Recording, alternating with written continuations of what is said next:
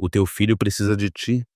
Vem para casa imediatamente. Esta foi a mensagem que me esperava no telemóvel quando aterrei em São Paulo. Não era da Sílvia, mas da minha mãe. A sua voz embargava de uma forma que eu nunca tinha ouvido antes. O meu nome é Ricardo Santos. Tenho 37 anos e trabalho como gestor de vendas regional para a Ferraz Engenharia Industrial, LDA, um fabricante de equipamentos industriais com sede em Lisboa. Estava no Brasil há 5 dias para garantir um negócio que permitiria a nossa expansão para a América do Sul. A viagem correu bem. Tinha acabado de assinar os contratos naquela manhã. Liguei imediatamente à minha mãe. Ela soluçava tanto que mal a conseguia perceber. Mãe, o que aconteceu? É o Diogo, ele está ferido. Ricardo, soluçou ela. A Sílvia disse que tiveste um acidente de carro. Ela disse que morreste. Tudo parou. O barulho do aeroporto desapareceu. Fiquei ali, paralisado, a tentar processar o que ela acabara de dizer. Mãe, eu estou bem. Estou aqui mesmo. Do que estás a falar? Ela não conseguia responder. Apenas continuava a chorar. Disse-lhe para respirar, para ouvir a minha voz, para entender que eu estava vivo. Demorou vários minutos até ela conseguir falar novamente. Ela publicou no Facebook, disse finalmente à minha mãe. A Sílvia publicou que morreste num acidente no Brasil. Toda a gente viu. Toda a gente pensa que partiste. Abri o Facebook no meu telemóvel. As minhas mãos tremiam. A publicação estava lá. A Sílvia tinha a escrito há 3 horas. Descrevia um acidente terrível numa estrada secundária fora de São Paulo. Dizia que eu tinha morrido instantaneamente. Até acrescentou detalhes sobre como as autoridades brasileiras a tinham contactado. A publicação tinha mais de 200 comentários. Amigos, colegas, familiares distantes. Todos expressavam as suas condolências, todos lamentavam a minha morte. Percorri as mensagens. O meu pai tinha lá escrito uma homenagem. Um colega da faculdade disse que não conseguia acreditar. O meu chefe na Ferraz Engenharia comentou sobre a grande perda que era para a empresa. Liguei a Sílvia. Ela atendeu ao primeiro toque. Oh meu Deus, Ricardo, estás vivo, disse ela, a rir. Estou tão feliz que tenhas visto. Queria contar-te antes que visses por ti mesmo. Que raio acabaste de fazer? Foi uma brincadeira, querido. Apenas uma piada. Queria ver como as pessoas reagiriam. Tens de admitir, é um bocado engraçado. Eu não conseguia falar. Estava no meio do aeroporto, a olhar para o meu telemóvel, a ouvir a minha mulher rir sobre ter anunciado a minha morte ao mundo inteiro. Ricardo, ainda estás aí? Desliguei. A Sílvia e eu estávamos casados há 8 anos. Conhecemos-nos no Porto quando eu tinha o meu primeiro emprego depois da faculdade. Ela era designer gráfica, divertida e espontânea. Na altura, era isso que eu gostava nela.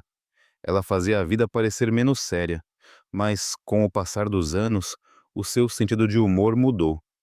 Ela fazia partidas que iam longe demais. Uma vez, disse à minha mãe que nos íamos divorciar, só para ver a sua reação. Outra vez, publicou um anúncio de gravidez falso nas redes sociais e viu as pessoas a darem-nos os parabéns, antes de revelar que era uma piada. Eu sempre desvalorizei. Dizia a mim mesmo que ela era apenas brincalhona. Tínhamos um filho, o Diogo. Tinha 5 anos, uma criança inteligente, calma. Parecia-se comigo. Eu trabalhava longas horas para o sustentar. A Sílvia ficava em casa com o Diogo, com o Diogo, embora passasse a maior parte do tempo no telemóvel ou a fazer compras online. Nunca me queixei. Pensei que o casamento era assim. Fazem-se sacrifícios, continua-se em frente. Mas isto era diferente. Isto não era uma piada, era crueldade. Passei a hora seguinte a ligar a pessoas, ao meu pai, ao meu irmão, ao meu chefe. Tive de explicar a cada um deles que estava vivo, que a Sílvia tinha inventado tudo. Alguns ficaram aliviados, outros confusos, alguns ficaram zangados.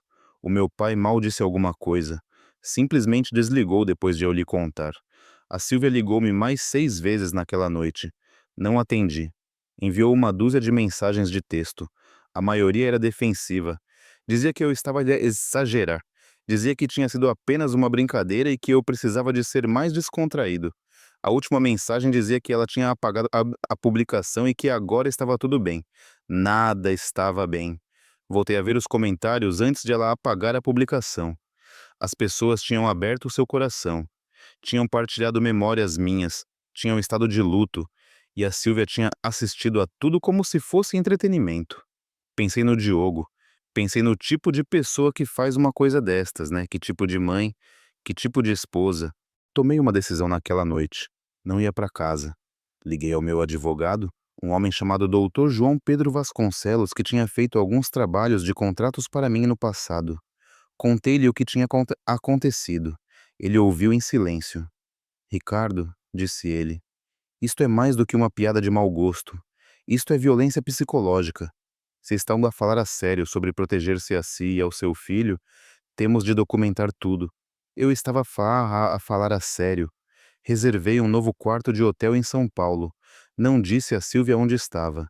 Não disse a ninguém, exceto ao doutor Vasconcelos. Precisava de tempo para pensar, para planear, para descobrir o que viria a seguir, porque eu não ia voltar para ela. Não agora, talvez nunca. 2 dias passaram. A Silvia continuou a ligar. Ignorei todas as chamadas.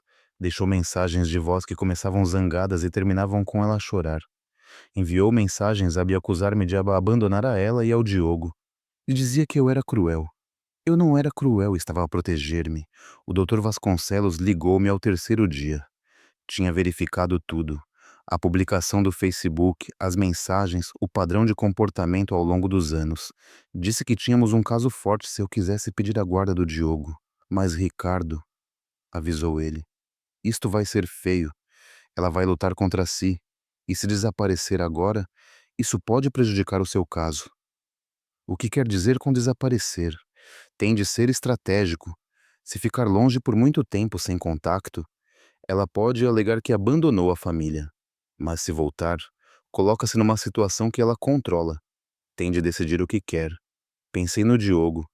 Pensei no tipo de vida que ele teria se ficasse com a Silvia. Pensei no que ela lhe poderia fazer um dia, se quisesse atenção ou estivesse aborrecida. Eu quero a guarda exclusiva, disse eu. Então tem de voltar? Mas ainda não. Deixa entrar em pânico, deixa perceber o que fez. Documente ele tudo. Cada mensagem, cada chamada, cada mentira que ela conta. E quando for a altura certa, agimos. Fiquei mais uma semana no Brasil. Prolonguei a minha estadia no hotel. Comuniquei a Ferraz Engenharia que precisava de tempo pessoal para lidar com uma emergência familiar. Eles não fizeram perguntas. A Silvia publicou novamente no Facebook. Desta vez, dizia que eu tinha decidido abandonar a minha família após um mal-entendido. Ela pintou-se como a vítima. Algumas pessoas acreditaram nela. Outras começaram a questionar o que realmente tinha acontecido. Alguns amigos contactaram-me diretamente. Eu não respondi. Observei-a a desfazer-se do outro lado do oceano. A minha mãe ligou novamente. Estava mais calma agora, mas ainda magoada. Perguntou-me quando eu voltaria para casa. Disse-lhe que precisava de tempo. Ela não entendeu, mas não insistiu. O meu pai ligou uma vez, disse 5 palavras.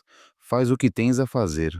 Guardei cada mensagem que a Silvia enviou, cada mensagem de voz, cada publicação nas redes sociais. O Dr. Vasconcelos tinha razão. Eu precisava de provas, e a Silvia estava a fornecer, mas em abundância. No 8º dia, recebi uma mensagem que mudou tudo.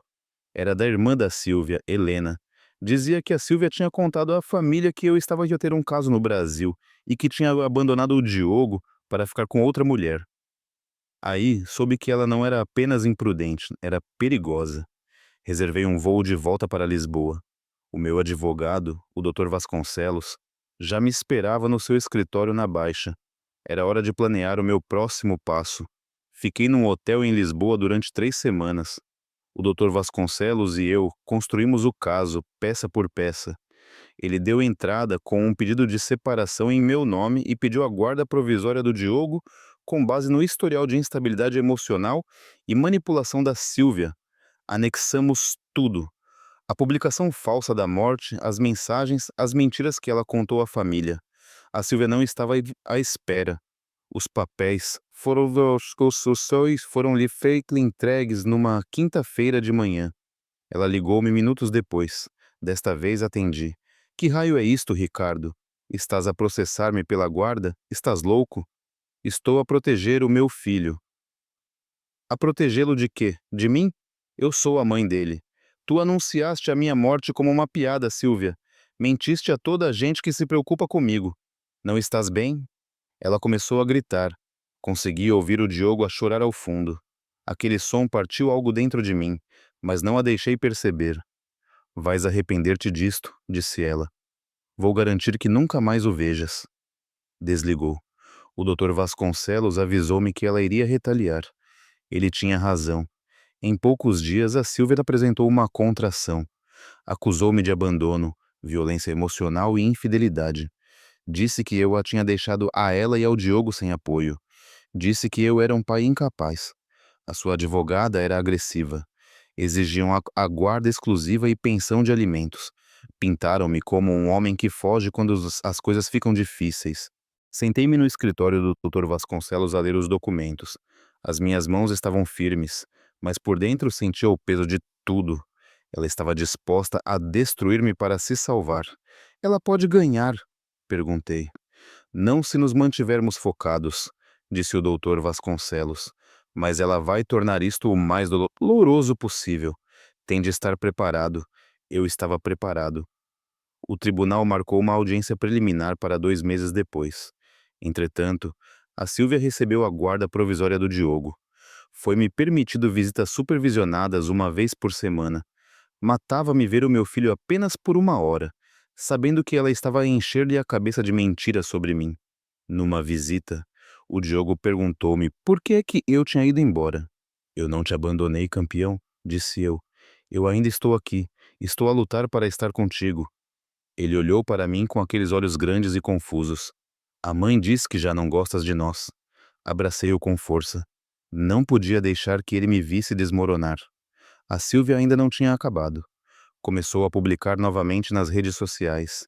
Desta vez, partilhava mensagens vagas sobre traição e ser mãe solteira. Publicava fotos do Diogo com legendas como "Agora somos só nós os dois". Pessoas que não conheciam a história completa puseram-se do lado dela. Chamaram-me fracassado. Disseram que eu tinha abandonado a minha família. Eu queria retaliar. Queria contar ao mundo o que ela tinha feito. Mas o Dr. Vasconcelos disse-me para ficar quieto. Deixa-a cavar a sua própria sepultura, disse ele. Cada publicação que ela faz é uma prova. Cada mentira que ela conta vai virar-se contra ela. Então fiquei em silêncio. Deixei a pensar que estava a ganhar. Mas eu estava a planear, a reunir provas, a construir um caso que a deixaria sem nada. 3 semanas antes da audiência, recebi uma mensagem de alguém que não esperava. Era de uma amiga da Silvia, uma mulher chamada Patrícia. Dizia que precisava de falar comigo. Dizia que tinha algo que eu precisava de ver. Encontramo-nos num café em Lisboa. A Patrícia parecia nervosa. Entregou-me uma pasta. Eu não devia estar a fazer isto, disse ela, mas precisa de saber como ela realmente é. Na pasta havia capturas de ecrã, mensagens entre a Silvia e a Patrícia. Mensagens em que a Silvia se gabava da partida da morte. Mensagens em que se ria de como as pessoas tinham reagido. Mensagens em que admitia tê-lo feito porque estava aborrecida e queria atenção. Havia mais. Mensagens em que a Silvia falava sobre manipular o processo de guarda. Mensagens em que discutia instruir o Diogo a dizer coisas sobre mim que não eram verdade. Por que é que me está a dar isto? Perguntei. A Patrícia baixou o olhar. Porque eu também tenho um filho, e se alguém me fizesse o que ela lhe fez, eu gostaria que alguém me ajudasse. Peguei na pasta, agradeci-lhe e saí do café, sabendo que tinha acabado de ganhar a vantagem. O Dr. Vasconcelos verificou as mensagens. Disse que eram admissíveis como prova. Disse que mudariam tudo. Isto prova premeditação, disse ele. Ela não cometeu apenas um erro, ela planeou, ela desfrutou, e agora está a manipular o processo de guarda. Adicionamos as mensagens às nossas provas. Requisitamos os registros telefônicos e as contas das redes sociais da Silvia. Investigamos mais a fundo o seu passado. O que encontramos foi pior do que eu esperava. A Silvia tinha um padrão. Esta não era a primeira vez que fazia algo do gênero. O Dr. Vasconcelos encontrou publicações antigas, de anos antes, em que ela tinha encenado separações falsas de ex-namorados para obter atenção. Encontrou mensagens em que ela mentia a amigos e familiares para obter compaixão. Ela tinha feito isto durante toda a sua vida adulta. Pensei em todos os anos em que ignorei os sinais. Pensei em quantas vezes descartei o seu comportamento como inofensivo. Eu tinha sido cego, mas já não era. A audiência foi marcada para uma sexta-feira de manhã. Cheguei a Lisboa 2 dias antes. Fiquei num hotel perto do Tribunal de Família e Menores. Não disse a Sílvia que estava na cidade. O Dr. Vasconcelos e eu encontramo-nos na noite anterior à audiência. Ele reviu a estratégia. Apresentaríamos as provas metodicamente. A publicação do Facebook, as mentiras à família, as mensagens para a Patrícia, o padrão de manipulação. Mostraríamos que a Sílvia não era apta a ter a guarda principal do Diogo. "Está pronto para isto?" perguntou o Dr. Vasconcelos. "Estou pronto desde o dia em que ela publicou que eu estava morto." O Tribunal de Família e Menores era frio e estéril. A Sílvia já lá estava, quando cheguei.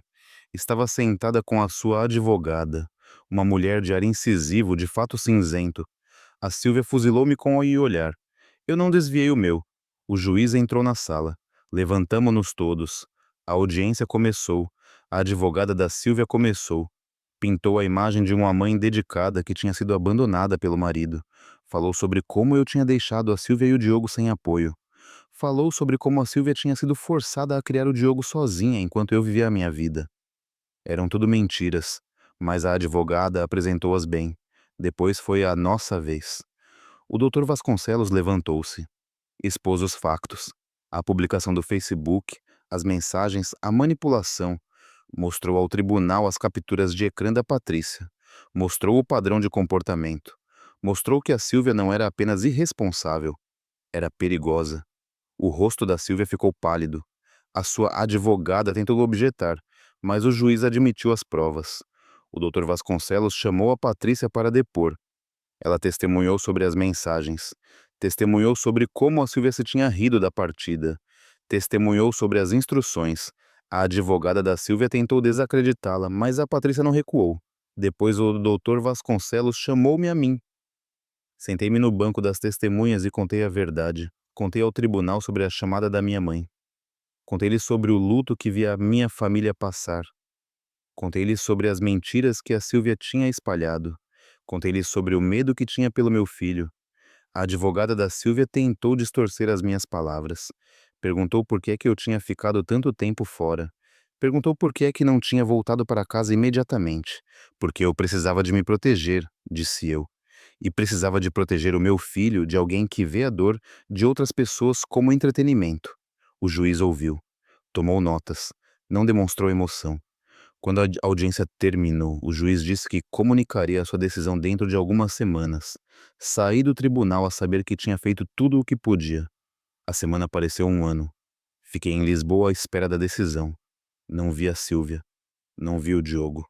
Apenas esperei. O Dr. Vasconcelos ligou-me numa terça-feira de manhã. O juiz decidiu a seu favor. Sentei-me. Não conseguia falar. "Tem a guarda principal", disse o Dr. Vasconcelos. "A Sílvia terá visitas supervisionadas." O juiz citou o seu historial de manipulação e abuso emocional. Descreveu a partida da morte como um ato cruel e calculado, destinado a causar danos emocionais. Fechei os olhos. Senti o peso a levantar-se. "Quando o posso ver?" "Hoje." "Eu trato de tudo." Fui buscar o Diogo à casa da Sílvia naquela tarde. Ela estava à porta, o rosto vermelho e inchado. Não disse uma palavra. Apenas observou o Diogo a caminhar na minha direção. "Olá, meu rapaz", disse eu, ajoelhando-me. "Pai", disse ele, correndo para os meus braços. A Sílvia virou-se e bateu com a porta. Levei o Diogo para o meu novo apartamento. Era pequeno, mas era nosso. Tinha decorado o quarto dele uma semana antes. Tinha comprado os seus lanches favoritos. Tinha o tornado num lar. Naquela noite, deitei-o na cama. Ele olhou para mim e perguntou: Vais embora outra vez? Não, disse eu. Nunca mais te vou deixar. Ele sorriu. E pela primeira vez em meses, senti que conseguia respirar. A Silvia tentou contestar a decisão. Recorreu. Enviou-me mensagens zangadas. Voltou a publicar nas redes sociais, desta vez, alegando que o sistema judicial era parcial contra as mães. Mas ninguém lhe deu ouvidos. A verdade tinha vindo ao de cima. A sua família distanciou-se, as suas amigas deixaram de a defender. Até a Patrícia cortou o contato com ela. A Silvia perdeu o emprego alguns meses depois. Trabalhava a tempo parcial numa boutique local, mas despediram-na depois de o processo de guarda se tornar público. Foi viver com a mãe. Via o Diogo raramente e quando o fazia, as visitas eram tensas. Eu não exultei, não celebrei. Apenas me concentrei em reconstruir a minha vida com o meu filho. O Diogo começou a escola em Lisboa. Fez amigos, ria mais. Deixou de perguntar pelo passado. Continuei na Ferraz Engenharia. O meu chefe compreendeu o que eu tinha passado. Deu-me flexibilidade. Deixou-me trabalhar a partir de casa quando eu precisava de estar com o Diogo. 3 anos passaram. O Diogo tinha agora 8 anos e estava a florescer. Jogava handebol. Adorava ciências. Estava feliz. Às vezes pensava na Silvia. Perguntava-me se ela alguma vez tinha compreendido o que tinha feito, se alguma vez sentira remorsos. Mas não me detinha nisso. Ela já não fazia parte da nossa vida. Uma noite o Diogo e eu estávamos no sofá a ver um filme. Ele encostou-se a mim e disse: Ainda bem que não morreste, pai. Olhei para ele. Eu também, meu rapaz. Ele sorriu e voltou a sua atenção para o filme. Fiquei ali sentado, a abraçar o meu filho, e percebi uma coisa. A Silvia tinha tentado tirar-me tudo. A minha reputação, a minha família, a minha vida.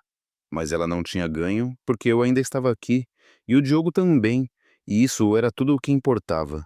2 anos após a decisão da guarda, recebi uma notificação. A Silvia tinha tentado apresentar um pedido de alteração da guarda. A sua advogada alegava que ela tinha refeito a sua vida e merecia outra oportunidade. O Dr. Vasconcelos ligou-me imediatamente. Não se preocupe. Ela não tem hipótese, mas devemos responder. Voltamos a tribunal. Desta vez, foi mais rápido. O juiz reviu o processo da Silvia. A manipulação, as mentiras, o padrão de comportamento. Ela não tinha mudado. Se alguma coisa, as coisas tinham piorado. As suas redes sociais ainda estavam cheias de narrativas de vítima. Ela ainda se recusava a assumir responsabilidades. O juiz indeferiu o seu pedido em menos de 10 minutos. Este tribunal não vê provas de uma mudança significativa, disse o juiz. A guarda permanece com o pai.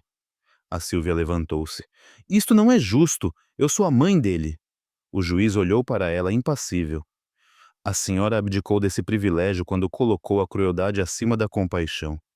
A Silvia saiu da sala de audiências em lágrimas. A sua advogada seguiu-a, com ar derrotado. Saí com o Dr. Vasconcelos. Não celebramos. Apenas apertamos as mãos. Acabou? Disse o Dr. Vasconcelos. Ela já não lhe pode fazer mal. Acenei com a cabeça. Não senti nada, nem raiva, nem alívio. Apenas um encerramento. A Silvia desapareceu completamente das nossas vidas depois disso. Deixou de pedir visitas, deixou de publicar sobre o Diogo. Simplesmente desapareceu no seu próprio mundo, isolada e sozinha. A sua família deixou de falar com ela. A mãe dela acabou por me contar que a Silvia se tinha mudado para outra região do país. Não perguntei para onde, não me importava. O Diogo raramente a mencionava. Quando o fazia, era sem emoção. Ela tinha se tornado uma estranha para ele. Eu concentrei-me em ser o pai de que ele precisava. Eu estava presente. Eu ouvia. Eu protegi-o. E lentamente, o peso do que a Silvia tinha feito desvaneceu-se. Não desapareceu. Nunca desapareceria. Mas já não me controlava. Eu tinha ganho. Não porque a tinha destruído, mas porque tinha salvo o meu filho. E isso era suficiente. Agora o Diogo tem 10 anos. Joga handebol. Quer ser engenheiro. Fala em construir pontes e foguetões. Ele é inteligente, gentil e resiliente. A vida da Silvia desmoronou-se de uma forma que eu nunca teria previsto. Perdeu a guarda permanentemente, perdeu a sua relação com a família, perdeu a sua reputação. Acabou em empregos mal pagos a mudar-se de um lado para o outro, incapaz de manter qualquer coisa estável. Ouvi por conhecidos em comum que ela tentou contactar o Diogo no aniversário dele no ano passado. Enviou um cartão. Eu Ilamdat. Ele abriu-o, leu-o e guardou-o numa gaveta sem dizer uma palavra. Não perguntou por ela, parecia não se importar. A Sílvia destruiu-se a si mesma, não por causa do que eu lhe fiz, mas por causa do que ela fez a si própria. Passou tantos anos a manipular, a mentir e a fazer jogos que, quando tudo se virou contra ela, não restava nada. Às vezes penso naquela noite em São Paulo, quando a minha mãe me ligou a chorar. Penso em como estive perto de simplesmente desvalorizar, voltar para casa e fingir que estava tudo bem, mas não o fiz. Tomei uma decisão. Escolhi o meu filho, escolhi a mim mesmo. A Sílvia queria ver como era a perda para todos os outros. Queria ver as pessoas de luto, queria a atenção. No final, foi ela quem perdeu tudo. Olho para o Diogo agora e vejo uma criança que sabe que é amada, que sabe que está segura. E percebo que isso é tudo o que eu sempre quis. Não precisei de vingança. Só precisei de o proteger. E foi isso que eu fiz. Esta história mostra a importância de lutar por aqueles que amamos. Se você ou alguém que conhece está a passar por uma situação semelhante, partilhe este vídeo com eles. Às vezes, tudo o que precisamos é saber que não estamos sozinhos. Torne-se membro do nosso canal agora e garanta vantagens exclusivas, um distintivo especial ao lado do seu nome nos comentários, acesso a vídeos exclusivos para membros e muito mais. O link está logo abaixo deste vídeo. Escreva nos comentários de que cidade está a ver e o que teria feito no lugar do Ricardo. Teria agido de forma diferente? Diga-nos. E se gostou desta história não se esqueça de subscrever o nosso canal. Contamos histórias reais de pessoas reais que superaram desafios extraordinários. Obrigado por assistir. Até a próxima.